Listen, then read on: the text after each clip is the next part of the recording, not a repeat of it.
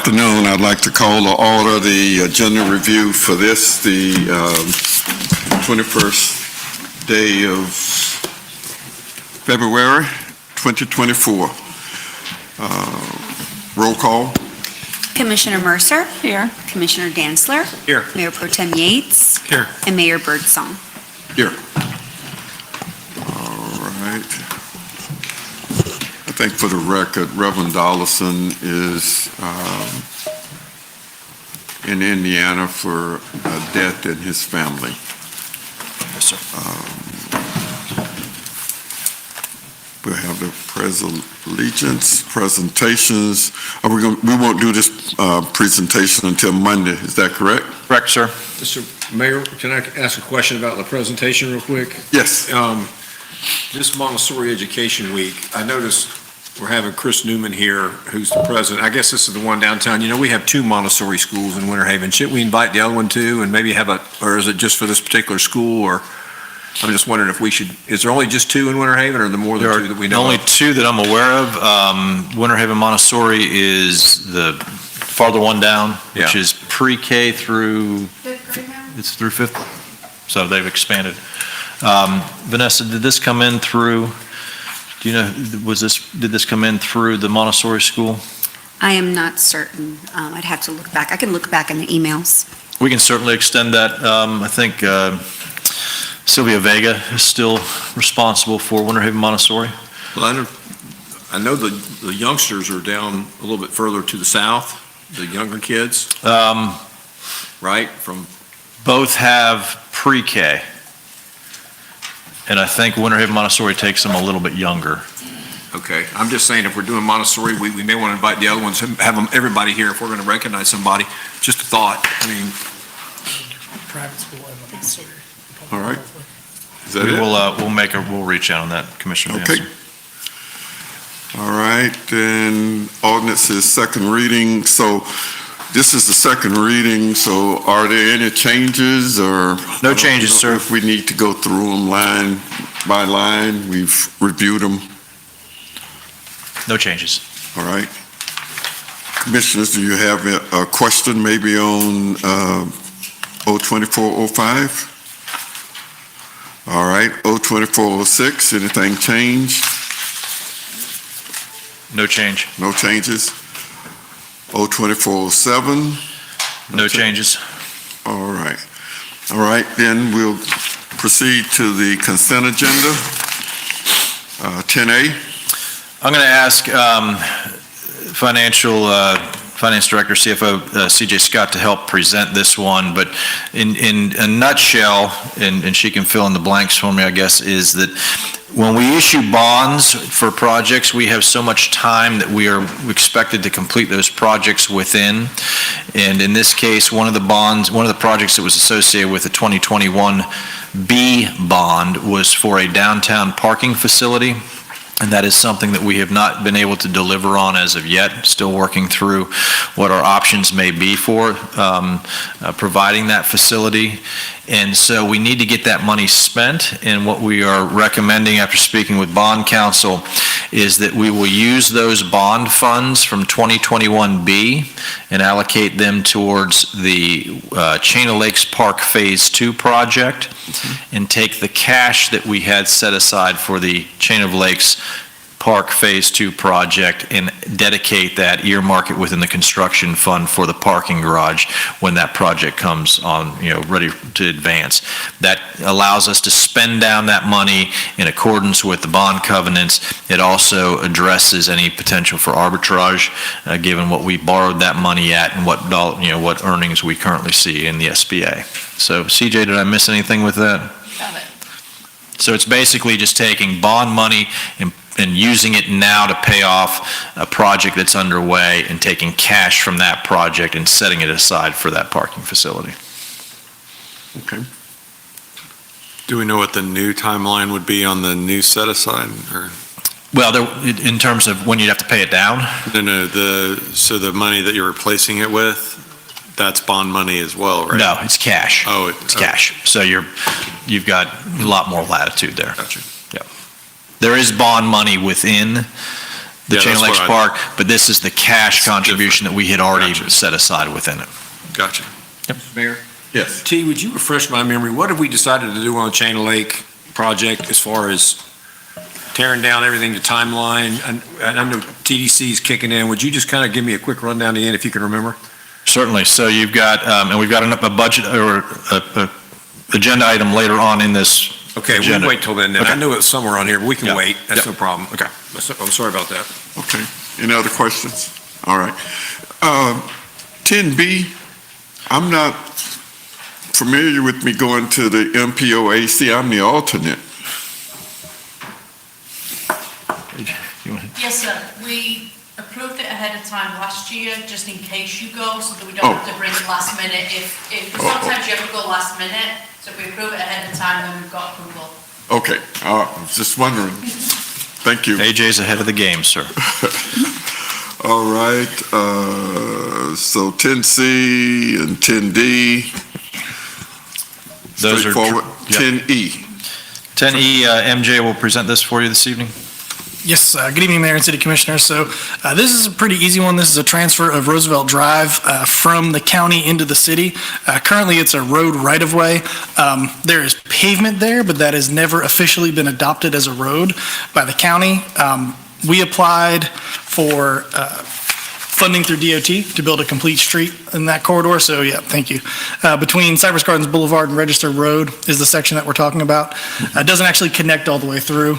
There's just kind of some dirt back there where people have made their own path. So we applied for a complete street grant for this project that is funded by the FDOT in fiscal year '26. So we would accept this right-of-way area from the county into the city so that we are then able to begin the design work and permitting associated with that project.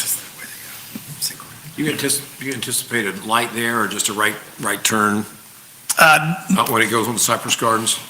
So I don't know that there would be any changes to the intersection associated with that project. Because people still come across there and try to turn left, and it's just a nightmare. Yeah, I think mean, that, I'm guilty, I've done it many times. I think any intersection changes there would be involved in a larger project that the DOT is looking at in that whole corridor. The complete street is really just between kind of the stop bars on Roosevelt and where it would connect with Register Road. Intersection, got it. anybody else? I think we've had a lot of conversations on that road when we were doing some annexations out there several years back, and then also when that hotel was coming online, getting underway. Yeah. Yeah, we did. And when we put the grant agreement together. And F? So this one, you guys may recall, we purchased the radio station property adjacent to South Lake Howard Nature Park. And then City Commission approved the award and authorized the city manager to engage in contract negotiations with Everett Whitehead Construction. And staff has worked with Whitehead and the city attorney to create the attached master design contract for South Lake Howard Nature Park. So this project will feature environmental and recreational components that include stormwater treatment ponds, as well as amenities such as nature trails, disc golf courses, playgrounds, fishing pier, picnic area, outdoor classroom. So this is really just to begin that design work. The total design has a not-to-exceed amount of $281,000, $281,037. And funding for that design work is budgeted for in fiscal year '23-24. Any questions? All right, 10G, could we be notified, because I may participate in the 5K. Oh, absolutely. I'm gonna walk it, not run, I'll walk. Maybe we'll have to issue a challenge amongst the commission to, I did that once before. You remember, that was one of the few times I heard JP cuss. When I challenged him. Didn't go very well. If y'all let me know how to sign up, I'll participate. Assistant City Manager Byrd will make sure that, and I think Chief Brannon is here somewhere, that David Keegan delivers personally to you the necessary registration paperwork. All right. Okay, So that item, by the way, 10G, is just for the road Just closure road permit. close, That's right. standard with what we do for parades and road races. all right, 10H. So 10H deals with the HVAC at Norm Hall. As you'll recall, in 2017, we established a lease with the state of Florida to utilize that building. We pay $300 a year for the building, but we are responsible for the upkeep and general costs of the building and any modifications that are pertaining to the maintenance of it.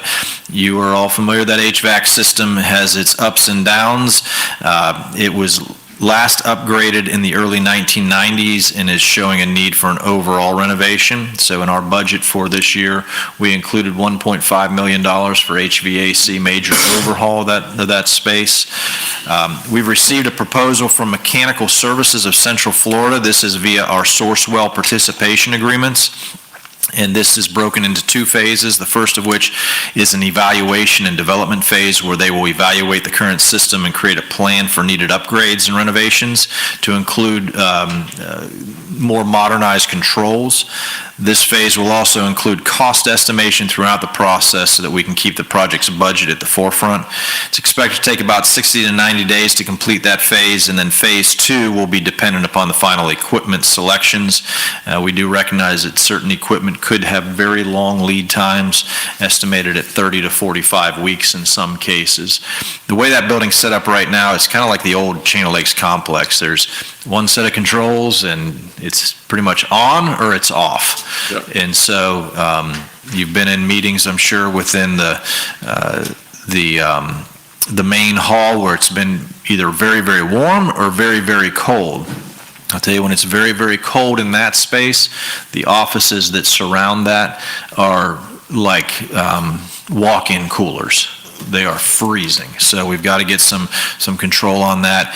We've also had some portions of the system that have failed on us at times, and it's just creating too much of a risk in how the building's operated. So some money that's budgeted, and it's a sound approach using one of the Sourcewell vendors to go in and do the evaluation and then come back with a proposal for how we move it forward. Gee, I'm just wondering, so are the units going to include heat?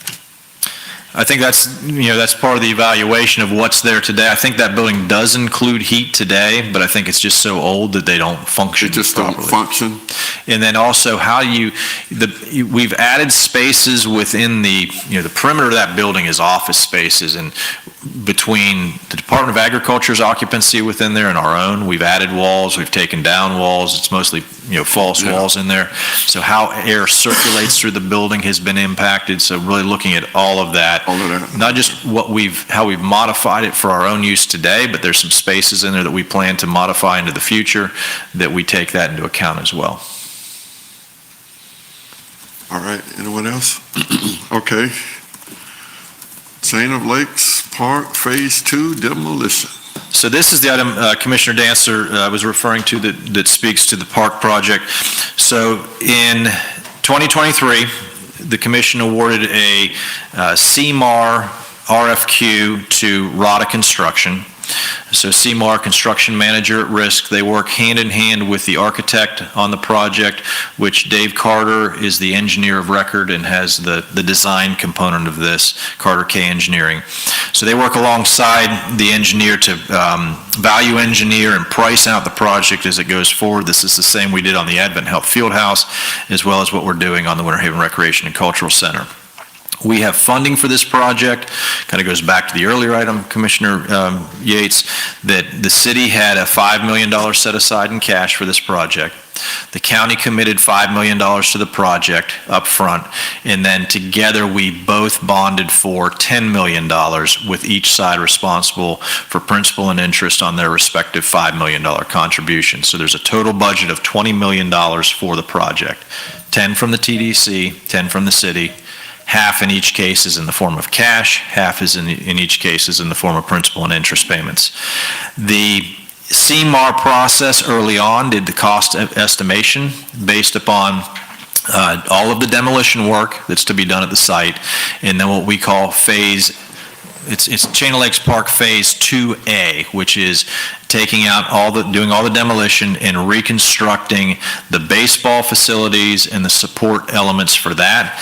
The only piece that doesn't get finalized within 2A is the shoreline full activation and some of the ancillary open field space within what is presently the lower fields. One of the benefits of that is we get to use those spaces and see how they're going to be used before we go out and build a whole lot within those extra spaces.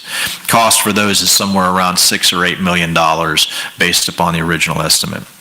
So what we're asking for this evening, or what we'll ask for on Monday, is to begin some of the demolition work. We're still going through permitting with Southwest Florida Water Management District. And that is expected to take about 3 to 4 months. However, and before you can do major site work, you have to have that permit, but some of the vertical structures that exist can begin coming down now. So that's the stadium, the clubhouses, the offices, and some of the other buildings that are there. So RADA has estimated that demolition work for those structures to be approximately $1.2 million.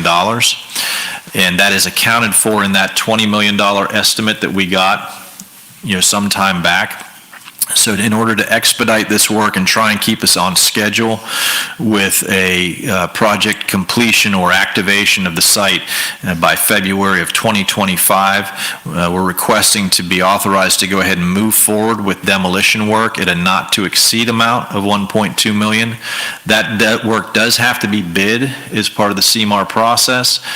So RADA handles that bidding process. As soon as they get those bids in, we'll issue the purchase order that will not exceed $1.2 million, so that work can commence and keep us on track. I don't know if that answers your question, Commissioner Dancer, as far as what's in there. So I'm just forewarning our commissioners, when we tear down that stadium, which is what this $1 million is going to do, we're liable to get some phone calls, I would imagine. I'd be surprised if we don't, especially from the old timers that, like me, that used to play there and all the other kind of stuff. We're liable to hear about that. So, but price of progress, I guess.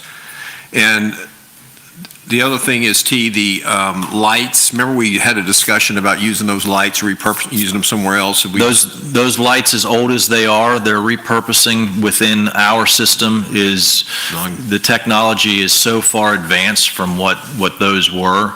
As you recall, if we had a power outage at the stadium for a night game, we had about an hour delay in order for them to warm back up. We don't deal with those situations anymore because of the technology and lights.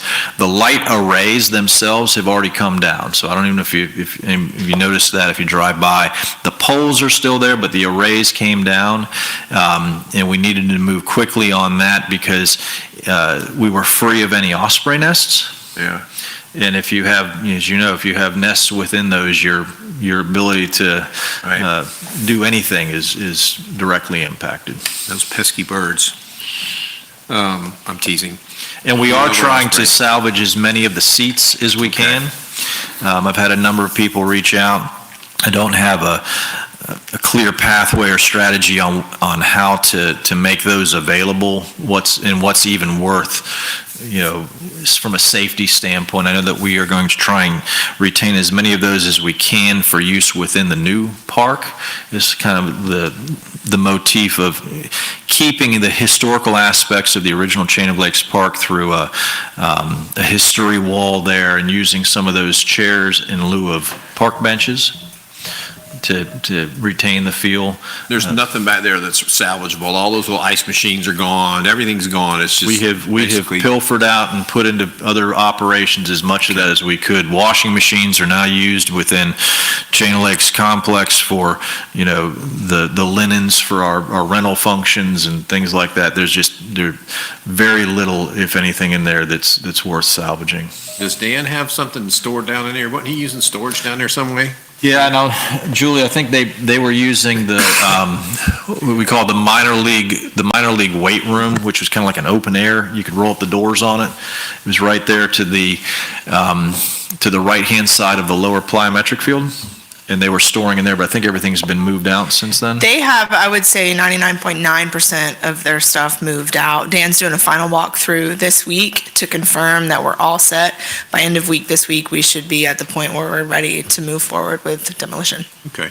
Good, just making sure he's aware, so. Oh, yeah. So, yeah, we've been working closely with him this entire time to get hit, because he had to find alternate locations for storage, et cetera. So we're at the very end of that road now. Okay. So what this item does is it basically asks the commission to pre-authorize the issuance of a purchase order not to exceed $1.2 million for the demolition, contingent upon those bids coming in through the CMAR process. I'm good. Any other questions? I may have missed it, but you said the timeline from today, when do you think the, I'm going to defer to Andy on that one. He's the project lead on this. Good evening. Roughly, if we hope to start the demolition late March, early April, based on the timeline of the bids, and that is expected to take 2 to 3 months. We expect our Swift Mud permit, I'm going to say late May, early June. So the expectation is that we should hopefully finish the vertical demolition and be able to go almost right into what I'll call the park construction, which would include the baseball fields and any final demolition. And then that would be probably all the way up till about February 2025. So early summer is when we would expect that park proposal to come before you. Well, it would come before you prior to that, but to get started on the actual construction.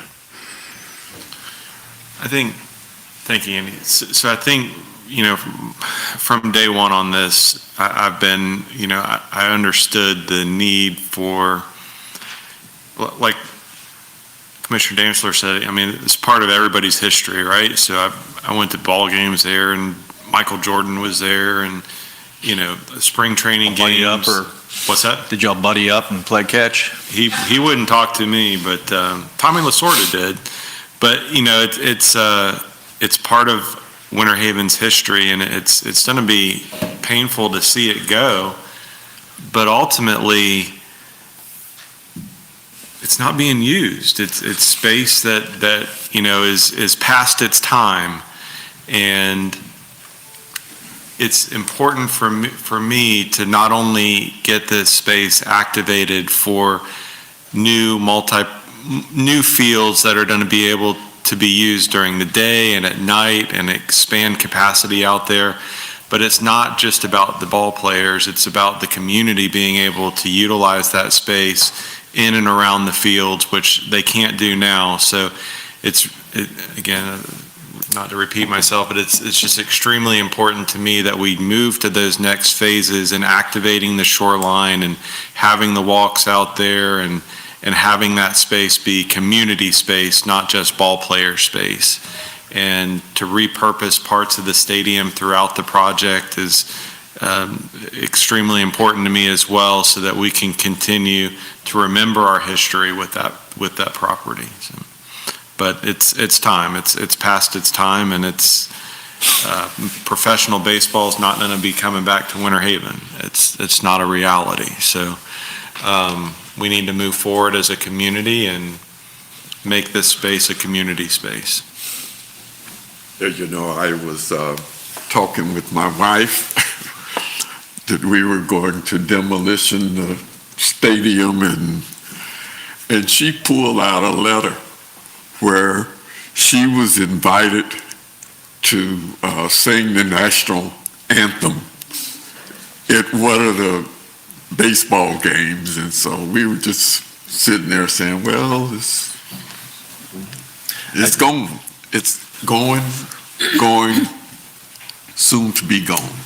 I'll share with the commission, and I appreciate your sentiment. I think Commissioner Dantzler probably has is more of a tie to this facility than anybody I've ever met, given his father's involvement in it.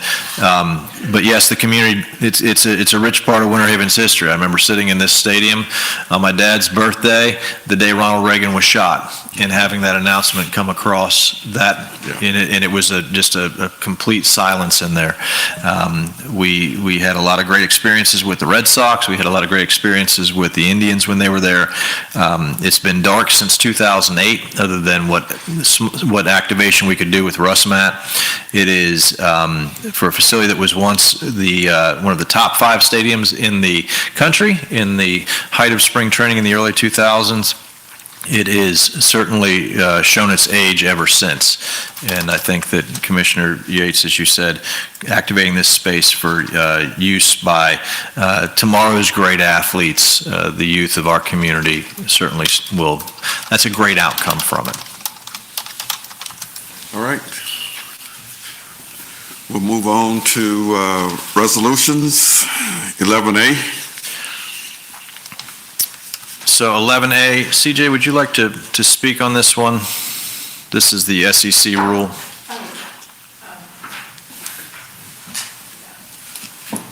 For DAC compliance. So the city has a lot of outstanding debt, and with that debt, we have to, there's a lot of reporting requirements per SEC. It's called post-issuance compliance. And we are in compliance, but we just want to have a policy in place, and it's recommended both by DAC, the SEC, and GASB. So the purpose of this policy is just to outline the compliance requirements, the education requirements, and how we plan on being in compliance. So this is something we already do. Giving, when there's specific events or changes that happen that directly tie back to any borrowing or bonds that we have done, we have to report on that. So we do those things now, but this formalizes it into a fiscal policy for the city. Okay. Any questions? I got a quick question. Go ahead. CJ, who's the controlling interest? Who do we report this to? So it's called EMMA. It's part of the MSRB. And it's like a repository. Oh, it's MSRB? Uh-huh. And then they, I guess, probably give it to the credit agencies and stuff, and So anybody can go into that repository called EMMA and look at, any broker, we can go look at other cities or counties. Okay. So really, anybody has access to it. but I assume that's where the credit agencies that rate us, Yes, they're Pull up. looking at that too. that's why it's mandatory that we keep it up there and current. Right. But we never had a policy that said that, we just always did it? Okay, Well, we had to do it.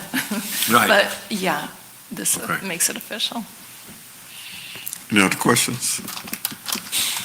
All right, and then 11B, we'll be appointing someone to the advisory committee.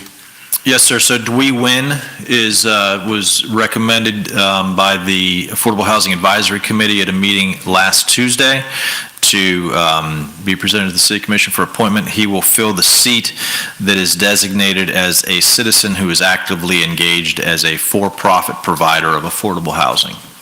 This was the application that Commissioner Dantzler had mentioned when we met in your last commission meeting, so the AHAC has approved that to move forward.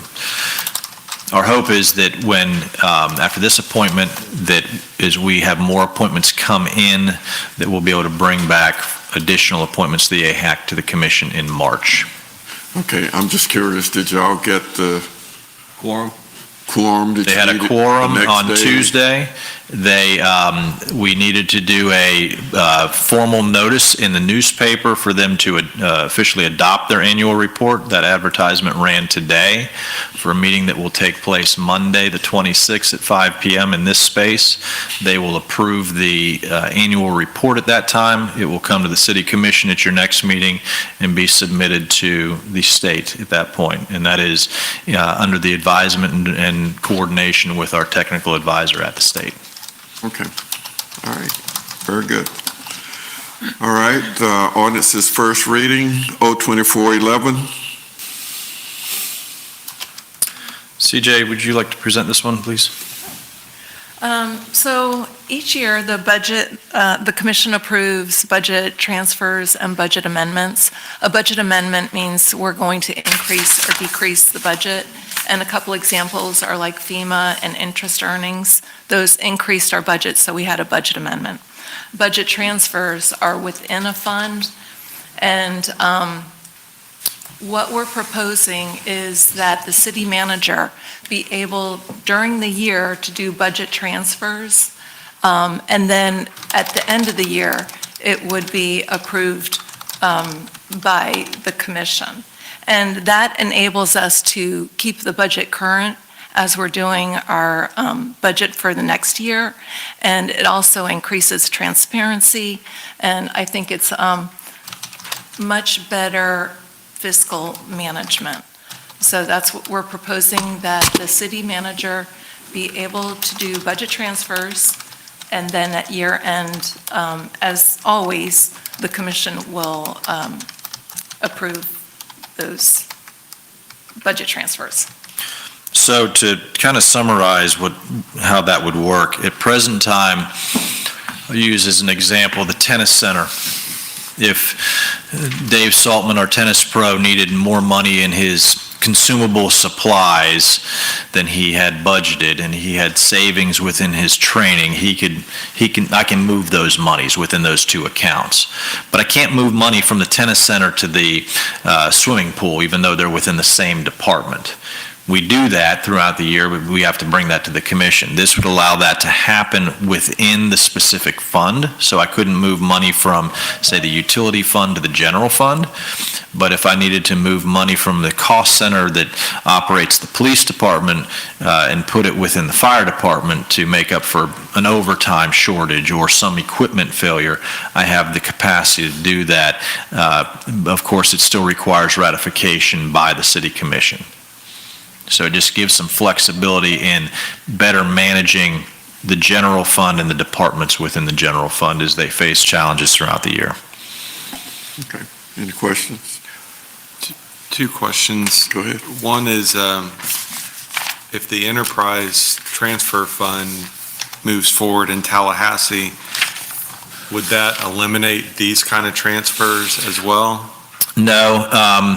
So if you're moving money from one fund to another, general fund to enterprise fund or vice versa, and CJ, please correct me if I say this wrong, that requires you to pass an ordinance because we are reappropriating money within major funds. That only can happen by the same means that you adopt the original budget. So if there was a shortfall for some reason within the general fund and you opted to move money from the utility fund to offset that, which we would not recommend happen, but that would require an ordinance to do it.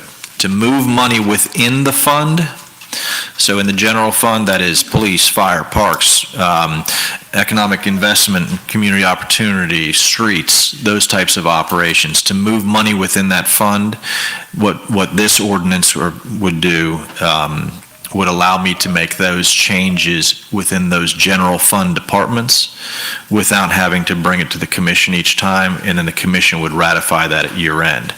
Another example of that, Commissioner Yates, would be within the utility services department. I'm looking back at Gary, I'm going to say we probably have 9 to 12 different cost centers within utilities. So the wastewater treatment plant 2 is a different cost center than wastewater treatment plant 3. May be necessary to move money from plant 2 to plant 3 based upon some operational need or equipment purchase. This would allow me to do that administratively, and it allows us to see clearly what is being spent within each cost center throughout the year versus waiting till the end of the year. From a budgeting standpoint, it provides much greater insight as we're preparing the next year's budget. Is there any cap to, what would be, we're not talking about hundreds of thousands of dollars in transfers or? You could, if it's a capital project within those, if it's an equipment failure within utilities, you could be moving, significant money around, but it doesn't change the overall budget. It just, that budget for that fund remains unchanged. If it's a $70 million utility budget, it finishes at 70 million just the same. It's just where those dollars are expended may have to change within there, and when they're moved, that has to be brought back to the commission for ratification. I think my concern is, and I get this, and I think we've got an excellent city manager currently, but 30 years from now, when we don't have the same, or 40 years from now, when we don't have the same city manager, not to date you, but you're good for 40 more years, right?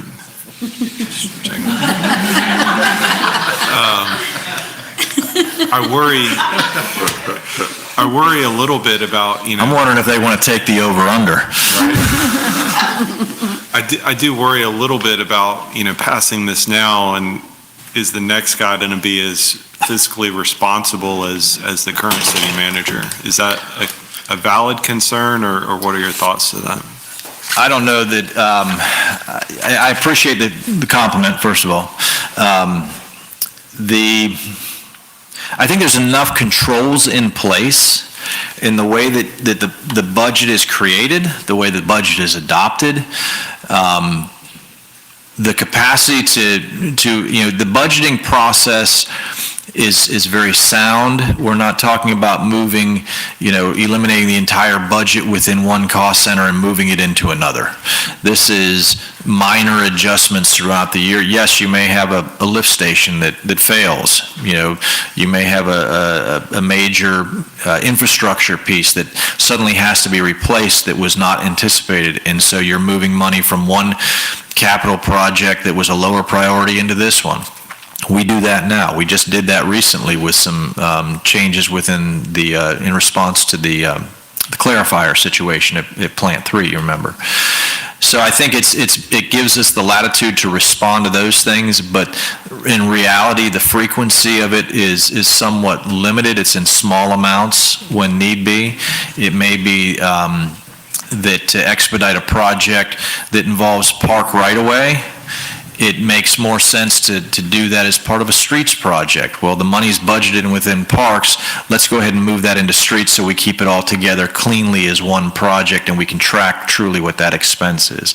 I think your controls are they're going to be safe enough that that risk is reduced. I think your audit's also going to show that. And my second question was, and I know I added a couple in between, but enterprise transfer funds in Tallahassee, we're being inundated with so many bills up there right now. I've kind of lost track. Do you know off the top of your head where that one currently stands?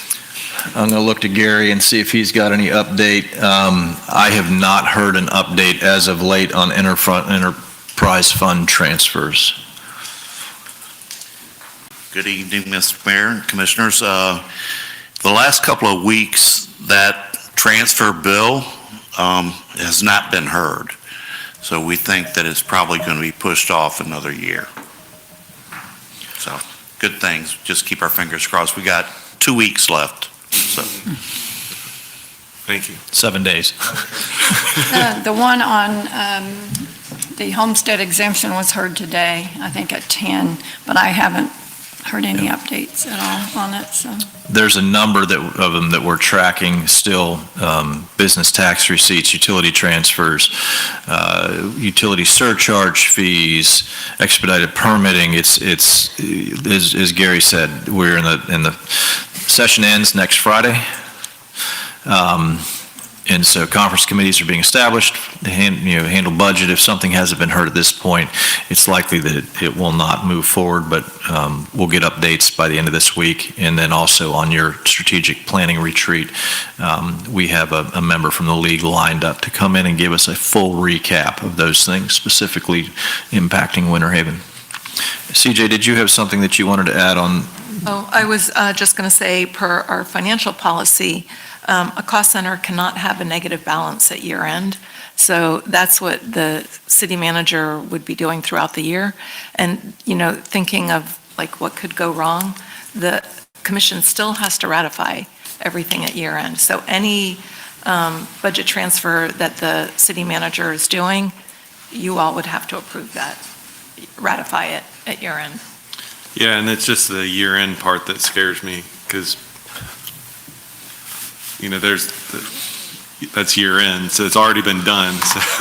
And it's not the, you know, again, I think current situation is great. I just don't know what commission's gonna be up here in 15, 20 years, and I'm cautious on passing something now that could result in negative implications down the road if.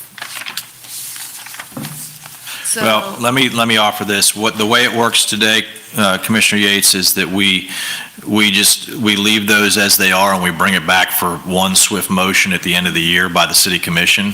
It's the same thing we're doing. This just allows those actual transfers to happen throughout the year. So we are doing a more real-time accounting of where dollars are being spent to give us better opportunity to make the right decisions for future budgeting. So it doesn't change anything that we're doing other than it allows me to move that money and clearly document it within our financial management systems so that when we look at, see, what did we spend in streets, it is clearly reflecting what was spent in streets.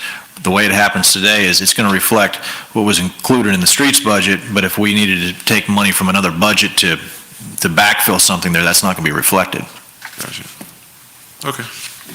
I had a quick question, Mr. Mayor. First of all, T, you did a great job explaining all this stuff, so I understood it, so thank you for that. CJ, question, what's a typical movement? Because I'm going to ask Commissioner Yates a question in a minute, but we move money, is it 10,000, 100,000? I mean, We had like 10 entries last year. Some of them were large. I remember one was ground maintenance just in Parks and Rec. And we just moved it from like admin to, the field house, something like that. And then also legal, there was a lot of legal and city clerk. They had voting and there were a lot of legal obligations. So we had to fund that from the city manager's cost center. I get where Commissioner Yates is coming from, and I kind of think that maybe, I'm trying to look for maybe if we did like a cap or something, if it's over $1 million or under, and I know at the end of the year we move it anyway, whether that's something that might work for in the future, or whether that's even necessary or not, I don't know, but I'm just sitting here grappling with what you're talking about and thinking that maybe, and I assume that we get the information anyway when you make these transfers. They come to us and we're aware of it, we just don't vote on it. You do it every year at the end of the year. I'm talking about real time though, like during the year is what I think that's where the uncomfortableness is it's happens we just see it at the end of the year versus real time. It'd be the same thing, you'll see it at the end of the year. I mean, it's the same process, it's just we're documenting it more effectively on the front end for planning and budgeting purposes. Okay.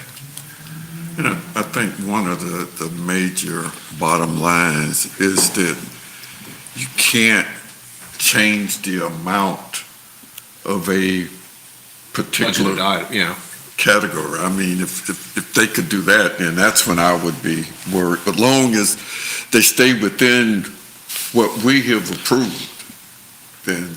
I'll give you a good example. You have a police incident that requires extensive overtime associated with investigation and the follow-up. And we've had this happen in the past. At the end of the year, that police budget is realistically in the negative because they had to spend so much additional time in the overtime. This would allow me to transfer money into that line from other accounts that are not being utilized in other departments to make sure that account, that police budget ends at the year end in the black. And that's a real situation. Emergency management, same thing. You have a hurricane that comes through, the ability to move monies to respond to that allows for those to stay in the black throughout the operating year and show exactly where we made expenditures. Okay, anyone else? 2412. 2412, I'm going to ask Eric Labby to present this. This is pertaining to fences, walls, berms, and hedges. Sure, Mr. Mayor, Commissioners, from time to time in our effort to provide excellent customer service, we'll bring in an amendment to you that rewrites a section of code to make it more usable, more user-friendly. Doesn't really change a whole lot of the regulations, other than it does specifically insert the word wall and/or walls into places where it was omitted previously, and just spoke to fences. It reorganizes the section as it's been amended 6 times since 2000. It reads awkwardly. And so this will rewrite that section to include an update that clearly states what applies to fences and walls. In addition, it adds maintenance requirements, setback standard for retaining walls, and it defines a retaining wall, which we don't currently have in code.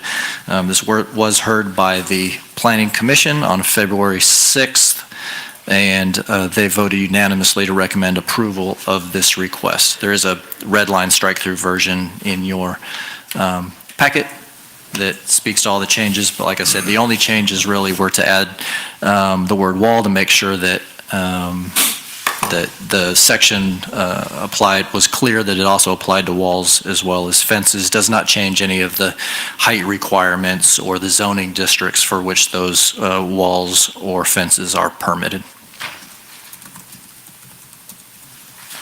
Any questions? Thank you for the red line, Eric. Yes, sir. 02414. I'm going to try and make this one as uncomplicated as I can. So, Mayor Birdsong, I believe you are the liaison to the firefighters? No. Who's firefighter? Oh, Tracy, okay, Commissioner Mercer. So, the way that our pension is set up presently for firefighters, they, if a firefighter is fully vested and retires prior to age 45, which is the normal early retirement age within the ordinance for firefighters. If they have not yet attained age 45, they are prohibited from receiving their benefit until they are age 50. Conversely, within the police department, their early retirement age is age 50. If they retire earlier than age 50, they can begin receiving their benefit at age 50. So what is being proposed within this ordinance is to align the timing for the retiring employee to begin receiving their benefit to be the early retirement age regardless of what age they retire at. So as I said, right now, a firefighter, if they retire, they have their 10 years plus of vested service. They can retire at that point and have a benefit. However, if they are not age 45 yet, they cannot collect until they're 50. This change would allow them to collect at age 45, which is the early retirement date established within their ordinance.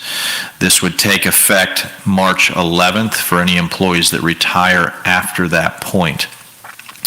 If they were to retire prior to March 11th, they would be subject to what the current ordinance calls for, which is that they have to, if they want to receive the benefit at the earliest possible age, they have to remain employed with us until age 45. So it's very confusing, but what it's intended to do is align the principle and the protocol between the police and the fire to be one and the same, that they can begin receiving that benefit at the earliest retirement age, which is defined in the ordinance, regardless of what age they are when they retire. Any questions? All right, new business, item 13A. So this item is in relation to the CDBG funding, the Community Development Block Grant funding that we receive from the U.S. Department of Housing and Urban Development, HUD. So locally, Polk County administers the city's funds. Recently, the CDBG funds have been allocated towards Winter Haven Recreation and Cultural Center to help fund that project, to help fund the Lake Conine project, the recreation side of that project. Those funds must be utilized within an eligible area or population. So staff worked with grant consultants this year and have completed an assessment of the Neighborhood Service Center over on the north side of Lake Maud Nature Park. working with that director, and have identified some upgrades to that facility that would emphasize modernization of that facility, ADA upgrades, expanding service accessibility inside and outside of the building, and alleviating some areas of flooding.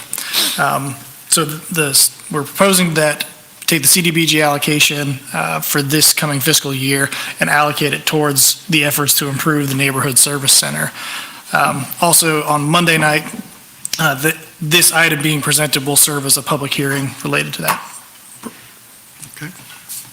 Any questions? All right. 13B. I'm going to ask Eric Labby to present 13B and 13C. There is, in both cases, some consideration that we'll ask the commission for some recommendations or direction on with respect to Mr. Dudney's proposal, as well as the offer made by Mr. Cameron in comparison to what the assessed value of the property is. Mayor, Commissioners, so around about the same time, we received two proposals. This particular one pertains to a proposal received by Mr. Terry Dudney regarding a small piece of property that is located within the Florence Villa CRA. He provided a written proposal on February 12th for the purchase of the parcel, and the parcel identification number is notated in your fact sheet. It is approximately 0.06 acres located at the northeast corner of First Street and Avenue P. If you may recall, we transferred a similar small piece of property to Mr. Dudney, I believe it was last year, for a project that he is currently working on adjacent to that particular piece of property. The request would be to enter into a purchase and sale agreement with Mr. Dudney on this piece of property, which is also adjacent. It would be added to his existing project, providing for an opportunity for redevelopment and new construction on that property and adjacent property. Mr. Dudney is offering $4,000, but is requesting the City Commission consider donation of the property, consistent with our policy for disposition of property locally with the city. Mr. Dudney intends to incorporate this parcel, like I said, with two adjacent parcels that are already under his ownership and control to facilitate the development of a mixed-use project, including retail and apartment uses. There is no direct financial impact to the city. But in addition to the purchase price, additional ad valorem taxes would be generated from the sale of the property and construction of the proposed development. Staff would recommend that the City Commission accept Mr. Dudney's proposal on Monday and provide guidance as to the preference for sale or donation. And this request would be to authorize the city manager to negotiate a purchase and sale contract with Mr. Dudney to bring back for your consideration. This was advertised in the Sun, in a local newspaper, to solicit any additional proposals. No other additional proposals were received.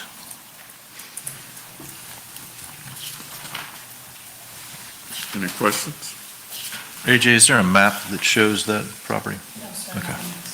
We'll make sure we have a map for the Monday night's commission meeting, but this is just a small sliver of land right there on on First Street North. Yeah, my apologies. I'll upload some maps for these. I got a quick question, a couple of questions, if you don't mind, Mr. Mayor. Go ahead. Eric, I don't know if I was talking to T or John. I talked to both of y'all today. When do we decide whether we're going to do an appraisal on this one and the other on the other? When do we decide if we're going to do an appraisal and when we're not? And if we sell it, does the money go into the general fund, or do we have a particular place that we put the money? I'll speak to the issue on the appraisal. Within your policy, it states that the assessed value is used for properties that are valued less than $100,000, and that if they're over $100,000, it requires a qualified appraisal. Okay. And the disposition of the receipt of the funds, I don't know that there's a clear designation. I would assume that would go within the general fund unless it was directed somehow to the CRA. I believe that's what we did with previous properties that we sold. CRA? To the general fund, not to the CRA. It's not CRA-owned property, it just happens to be within the CRA. Let's just go back in the general fund. as far as Mr. Dooney's concerned, I'm all for letting him have it if he's willing to develop the property with some sort of a 5-year clawback, maybe if he doesn't do that or something to that regard. But I think I, for one, would be all for giving it to him if he's willing to do something on that property. God bless him, but that's just me. I think what he's trying to do is, there's already a structure adjacent, right there at the property, and I know when we did the other one, it was to enhance parking, to provide parking, so I'm not so sure that this is Yeah. just an overall. Yeah, if you may recall, when we transferred the previous small sliver of property, we did enter into a developer's agreement with Mr. Dudney, and I believe it did have some reverter language in there if he didn't perform as pertains to redevelopment of the property. I would suspect that in the negotiation of a purchase and sale agreement, we would contemplate adding this particular parcel into that developer's agreement and bring that back to you for your approval. I believe his intent is to build another structure there. Is it? And, I'm all for it with those clawback clauses as well, in there. And I wish we owned all the slivers along there so we could give them all away. Because that's the only way we're going to spur development from when, that street was widened a long time ago. There's a lot of slivers of property, but unfortunately, the city doesn't own all of them. But at least here, we can actually spur some growth and have a way to get the land back if it doesn't move forward. And I'm not talking about the owners, let's give him 5 years or 10 years. I'm not saying, 6 months kind of thing. Let him have as much time as he needs. That's all I'm saying. So what are you all actually going to bring to us Monday night? So for Monday night, it's authorization for the city manager to negotiate a purchase and sale agreement with some direction from you guys, whether it would be a purchase or a donation from the city to Mr. Dudney. And then we bring back a purchase and sale agreement, as well as probably a developer's agreement, supplemental developer's agreement to add this parcel to the existing developer's agreement for your consideration. I would suggest that Mr. Dudney pays all cost and transference of the land, and then, we give it as a donation with the clawback provision, so that way he handles any cost and transference of the property. Yeah, with that, whatever. And that would be my suggestion. Okay, I'm good with that. We'll take this Tracy? up Monday. You good with that? All right. I'm good with it. All right, 13C. Yes, sir. So the next one is very similar. We received a request from Mr. Bob Cameron with respect to two small parcels. Together, they total .18 acres of property. They are located at the intersection of US 17 and 6th Street Southwest, immediately north of the building that has the mural of the alligator. It's the what? The mural of the alligator on the front of it. As you're traveling south on US 17, you can see the big alligator mural. So this is due north of Venue 650. I've not seen an alligator. Sorry, sir. Maybe you need to slow down a little bit. So this is, if you're traveling south, just for landmark purposes, if you're traveling south on US 17 and you go past Doty's, before you get to Ard's Awnings, there is I believe it's an air conditioning business that is, she's circling there. So it is the green space just north of that marker. It's right there. Where the trees are. Yep. Where the trees are, yep. So can you zoom in on that a little bit, AJ? So it's that green space that you see next to Refrigeration and Electric Service, Inc. That is city-owned land. And the only ingress and egress will be off of 6th Street. That would be my expectation. I don't think that you would get an access off of 3rd Street Southwest or US 17. You can travel north and south on 6th Street at that particular location. You just, if you're traveling north, you have to make that right-hand turn back out to US 17. These were two remnant parcels that were deeded, quit claim deeded to the city after the reconstruction of realignment of US 17. So they've remained in the city inventory for quite some time.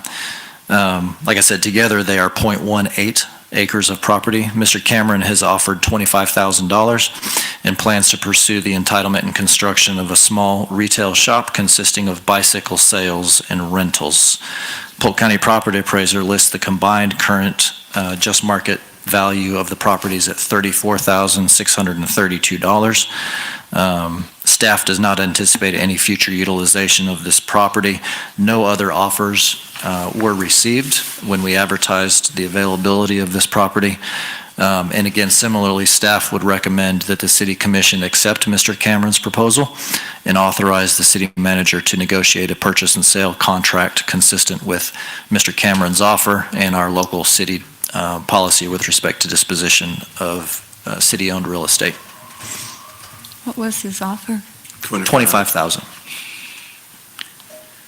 Can we tie in, anytime these lots are usable like this one, the difference between this lot and, sorry, question. Go ahead. Anytime, the difference between these two lots, this lot's a lot more usable than the other lot is without the connection of the other lots. So my question is, when we have these usable lots like this, can we tie in the first right of refusal clause in there that if they are, just like we did for the parking lot downtown, if they decide not to move forward, then the city of Winter Haven can come back in and purchase it back from them at the same price to put it back in our inventory? Yeah, I would defer to city attorney, but I think that is definitely doable. Yes, that could be a possible term. It's usable. I would say that its usability, there is some risk that Mr. Cameron is taking with this property.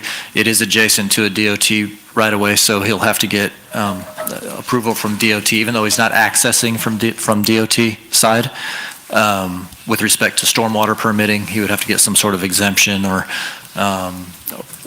provide stormwater in some way on this particular piece of property. He's contemplating a rezoning, which is, not guaranteed. And so he is inheriting some risk in this on his side as well. Absolutely. I just think, and anytime we can activate a non-used property, that's a good thing. And from my understanding, this will be a great, what he plans to do there, it will be a great addition to us being a trailhead community, and being right near the trail itself. But when we sell land that's usable land, and then it doesn't go for the purposes intended, and then the purchaser goes out there and resells the land for double or triple or quadruple, that bothers the heck out of me. So I think if we can put that in there, that'd be beneficial if the rest of the commission feels that's appropriate. I've contemplated what could go there besides a sign location or maybe some sort of I don't know what you put on that little dinky place. It keeps us from having to mow it though, so. Puts it on the tax rolls. Puts it on the tax rolls and we quit mowing it.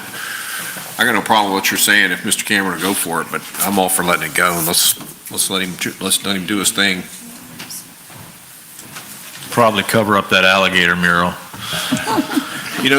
Mr. Mayor, this begs a question, Eric, and something unrelated. I asked a while back about a list of properties, lots that we might have, and you said you had one or you were going to get one. Have you been able to compile that yet, or? Yeah, to my knowledge, we have approximately 3 parcels is all that we have currently within the CRA districts that are city-owned. And I'll get you a list. What about non-CRA, like all over the place? I mean, we talked about having like Habitat Humanity was going to build, and we had all that discussion, and I know there was properties that were tied up in probate and we had a big long talk about it. Yeah, the vast majority of properties, all the properties that are tied up in probate are privately owned, properties. They're not in the city's purview. Right. We would have to purchase them and clear up title. So you only know of 3 lots? That are currently city-owned. That Yes, we sir. own? That- Are they residential that- or? That I know of that are residentially zoned, Okay. that could accommodate a single-family home. And that's Yes, in sir. both CRAs? Yeah, and we don't currently own, there are no properties that are city assets that are large enough in our inventory right now to accommodate a multifamily project. Nothing. And that's both CRAs? Yes, sir. Okay. Yeah, I would like to get those lots whenever you can. I'd like to have them. Thank you. That's it, Mayor, for me. Right. 13D, appointments. 13D, so this is the Airport Advisory Committee. In May of '23, Commission passed an ordinance 2314, which amended Chapter 2, Article 2 in specific sections as they pertain to the AAC. Section 2.2-71, paragraph 5 states that each member of the Airport Advisory Committee shall attend in person or virtually a minimum of 2/3 of the meeting held each year, and a review of committee member attendance shall be conducted at the conclusion of each calendar year, and members who do not comply with the minimum attendance requirements may have their appointments rescinded at the discretion of the City Commission. So that policy took effect in May of '23. The chairperson for the AAC is Bruce Lyon. He conducted that review of attendance in early January for the calendar year recently completed. There are 2 members who did not meet those requirements. One is the ex officio who was representing Polk State College at the time and had a change in employment, thus was unable to continue participating as an ex officio. The other was Mr. Jeff Donaldson, who was not able to attend all of the meetings. And I did speak with Mr. Donaldson today. He expressed that if the commission was so inclined, that he's still interested in the airport. Based upon the conditions of the ordinance, the recommendation coming from the Airport Advisory Committee Chair is to replace Mr. Donaldson with the alternate who has been serving on that committee for the past few years, Mr. Alan Anderson. Mr. Anderson attended all but one of the meetings during the calendar year 2023. And I believe that Mayor Pro Tem Yates, you may have met him at the meetings you have, and I'm sure Commissioner Dancer recognized Alan Anderson from the time that he served on that committee as well. The other recommendation is to replace Mr.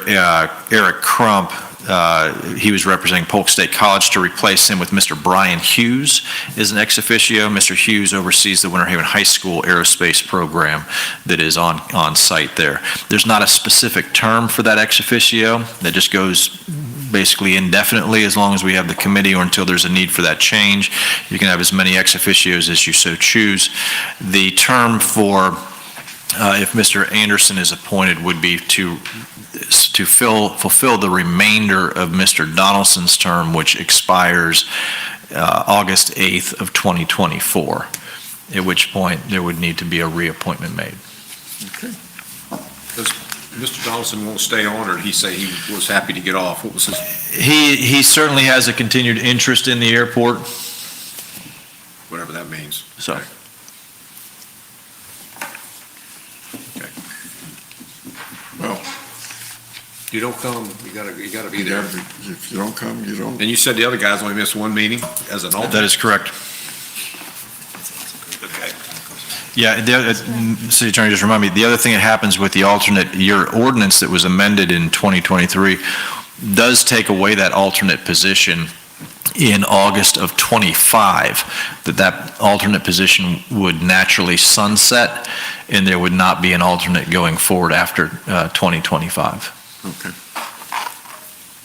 Commissioner Mercer? Yes, could we visit 12A again? And I just wanted to ask T if, under emergency situation, if you needed to do something under that, I guess it's going to be an ordinance, you would be able to act in emergency position legally at a budget situation that you needed to do whatever you needed to do as far as funding. So the way we do emergency purchases now is certainly if there's a sinkhole that opens up in a roadway or a major utility break and we have to act expeditiously before we can convene a commission meeting, or if something were to happen next Tuesday, it's 2 weeks before you meet again. What we have done in my tenure and in Mr. Hers as well was to move forward with that purchase.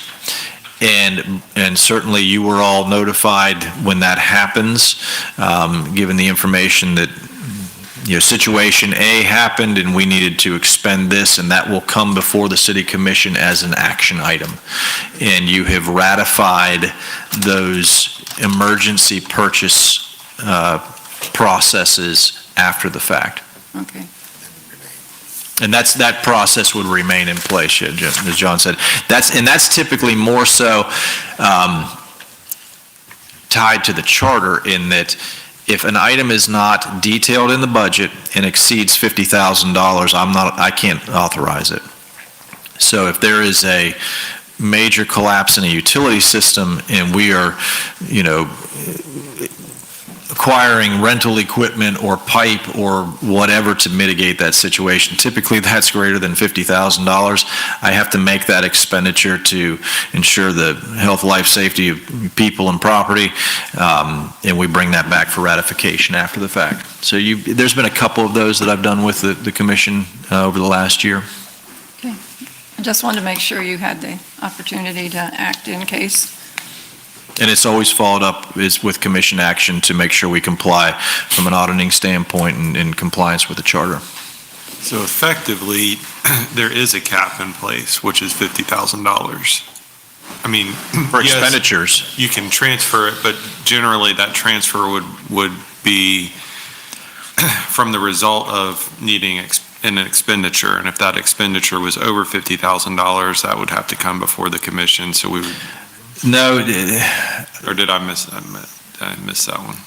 I think we're talking two different things. So transfer to within the funds, I'm going to look to CJ to help me explain this. Transfer within cost centers is ongoing routine things that could be small dollar amounts within that.